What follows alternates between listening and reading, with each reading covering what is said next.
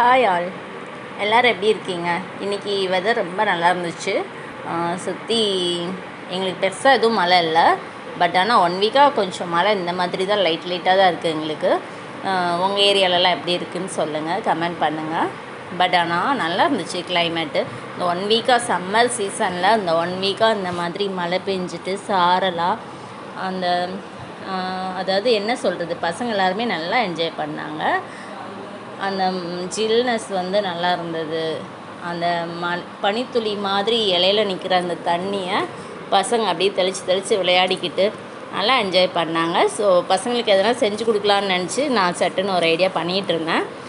Tea போடலாம், டீக்கு எதாவது இந்த மழைக்கு எதமாக பசங்களுக்கு செஞ்சு கொடுக்கலாம் அப்படின்னு சொல்லிட்டு தான் நினச்சேன். அப்போ பசங்க எல்லாருமே இந்த தண்ணியெல்லாம் இருக்கும்ல, அதை இப்படி கையை வச்சு ஆட்டி தண்ணியெல்லாம் தெளித்து விளையாடிட்டு இருந்தாங்க. ஸோ செம என்ஜாய்மெண்ட் பண்ணிகிட்டு இருந்தாங்க. சரி, ஓகே, விளையாடிட்டுருங்க, அம்மா இதோ வந்துடுறேன்னு சொல்லிட்டு போய் நான் செஞ்சு அசத்துன ஒரு சின்ன ஒரு இது தான். டீக்கு என்னங்க பெருசாக பண்ணுவோம், நம்ம அந்த இருக்கவே இருக்க ஆனியன், எல்லார் வீட்லேயும் இருக்கும் ஆனியன் பக்கோடா தான் பண்ண போகிறோம். வாங்க பார்க்கலாம். நீங்கள் என்ன பண்ணுவீங்க? இந்த மாதிரி கிளைமேட் இப்படி இருக்குமோ என்ன பண்ணுவீங்க எனக்கு கமெண்ட் பண்ணுங்கள். வாங்க செய்யலாம். இப்போ ஆனியன் சட்டுன்னு கட் பண்ணியாச்சு.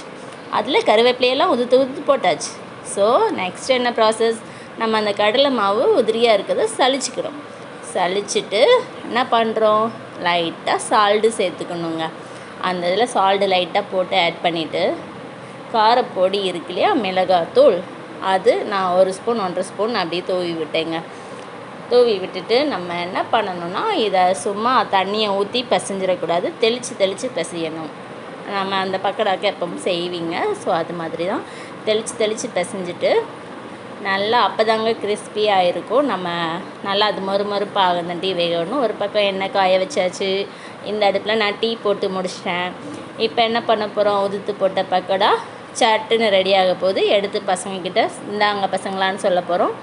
நமக்கு என்ன ரிசல்ட் வருது பார்ப்போம் வாங்க.